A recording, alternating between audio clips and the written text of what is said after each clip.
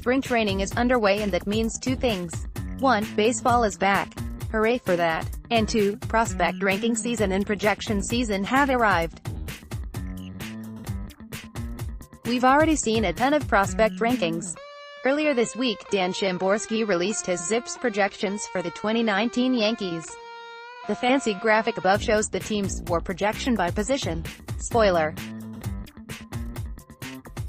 the Yankees project to be very good. I don't think we needed ZiPS to tell us that. Obligatory reminder: projections are not predictions. They are an attempt to estimate the player's current talent level. There are more projection systems out there than I care to count, and they all go about it in different ways. Is one better than the other? Not really. ZiPS is my preferred projection system, so that's what I'm going to write about. Here are 5 things that stand out to me about the 2019 Yankees ZiPS projections. 1. Lemma: you should play over Tulowitzki. Not sure you need a projection system to see this. Tulowitzki hasn't played since July 2017, and the last time he did play, he wasn't very good. He hit .249, .300, .378, 79 WRC in 66 games before getting hurt. Also, Tulowitzki is 34 now. Even if he were perfectly healthy, he's at the point where you'd expect age-related decline. Aren't teams avoiding free agents this age? Not when they're essentially free, I guess. ZiPS pegs Tulowitzki as a below-average offense, 77 ups, and league average defense, 0 runs, player who projects out to 0.9 WAR per 600 plate appearances. It has Lemma as a below-average hitter as well, 93 ups, but not that far below average, and it likes his defense too, 5 runs. The total package projects out to 2.2 WAR per 600 plate appearances. That is not an insignificant difference. Not in what could be a tight AL East race. I totally understand why the Yankees are rolling the dice on Tulowitzki. I don't understand why they're seemingly so dedicated to him as their starting shortstop. "We're planning on him playing shortstop and focusing solely there," said Aaron Boone last week. In a perfect world, the Yankees would give Tulowitzki a look in camp in a few weeks in the regular season. If he performs well, great, keep him. If not, I hope they don't hesitate to move on. Not with Lemma ready to step in. 2. First base should be okay. Not great, but okay. Pecota loves Luke Voit. That system has him as the 22nd best hitter in baseball in 2019. ZiPS is not that optimistic, though it sees a .264, .344, .474, 116 ops batting line with 22 homers and 1.9 WAR in just under 500 plate appearances. That slash line looks like peak Joey Votto compared to what the Yankees have gotten at first base since Mark Teixeira's last great year in 2015 to 2016, .212, .293, .380, 71 ops, 2017, .244, .317, .444, 83 ops, 2018, .234, .309, .453, 96 ops. ZiPS has never been all that high on Greg Bird. It projected him for 1.9 WAR total from 2017-18, and this year it projects him for a .224, .317, .444, 101 ops line and 0.6 WAR in 350 plate appearance. Probably not good enough to start at first base for a contending team, in other words. First basemen collectively hit .253, .333, .438, 112 ops last season, their worst season since 1953 and 5th worst season on record. They, relatively, stink right now. Voigt's projection is middle of the pack relative to the rest of the league. For the Yankees, middle of the pack at first base would be a massive upgrade over the last 3 years. Slider class is in session. Press wire. 3. A historic bullpen projection. The 7.9 WAR projection you see in the graphic atop the post is the highest bullpen projection ZiPS has ever spit out. Asterisk. The previous record? The 2018 Yankees at 7.7 WAR. ZiPS projected the bullpen for 7.7 WAR last year and they finished the season at 9.7 WAR, making it the best bullpen in baseball history, per FWAR.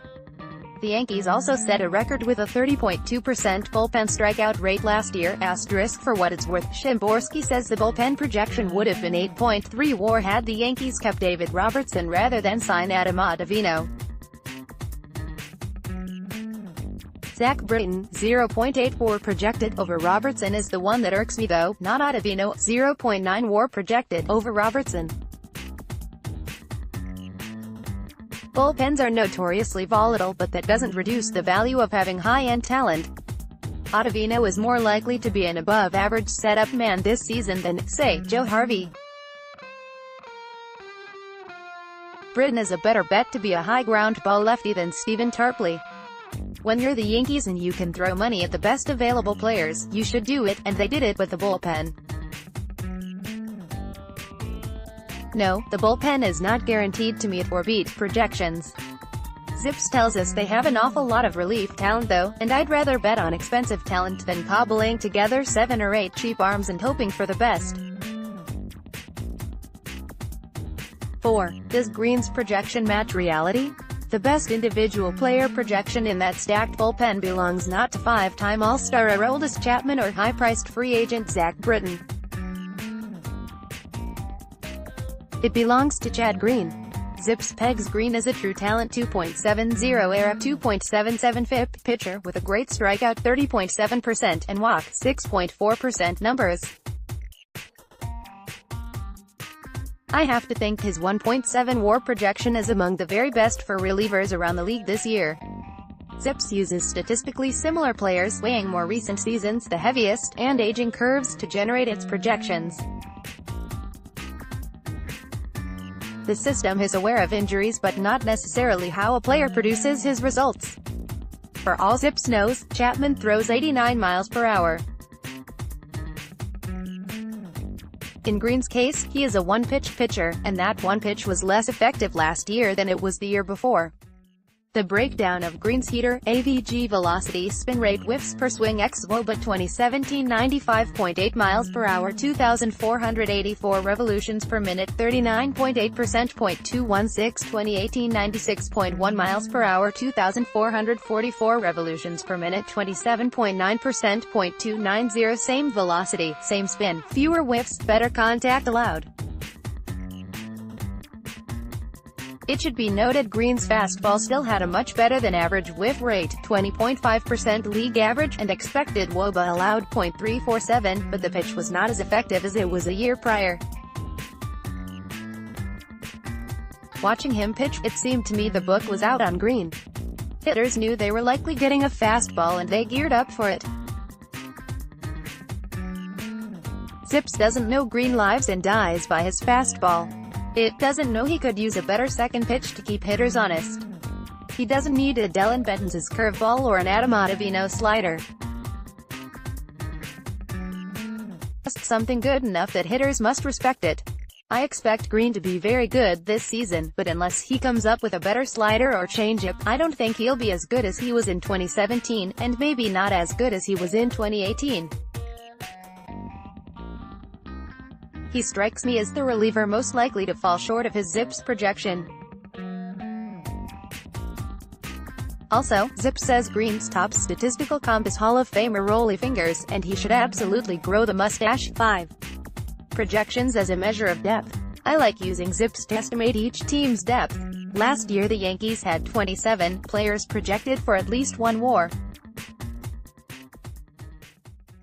I know a 1 WAR player isn't all that exciting, but when you have a lot of them, your internal replacement level is pretty high. It means you have some good players stashed in AAA. You're not scraping the bottom of the barrel when you need an injury replacement. I like to look at each team's depth at 3 levels: 1 WAR, okay players, 2 WAR, league average players, and 4 WAR, comfortably above average players. Simply put, how many of each does each team have? The more the better, obviously. Here's my spreadsheet. We're still waiting for the White Sox and Padres projections, and I should note I removed unsigned free agents. The Red Sox don't get credit for Craig Kimbrell, the Astros don't get credit for Marvin Gonzalez and Dallas Keuchel, etc. Here are the Yankees and their ranks: 1 WAR players, 22, 10th most; 2 WAR players, 12, 3rd most; 4 WAR players, 3, 5th most.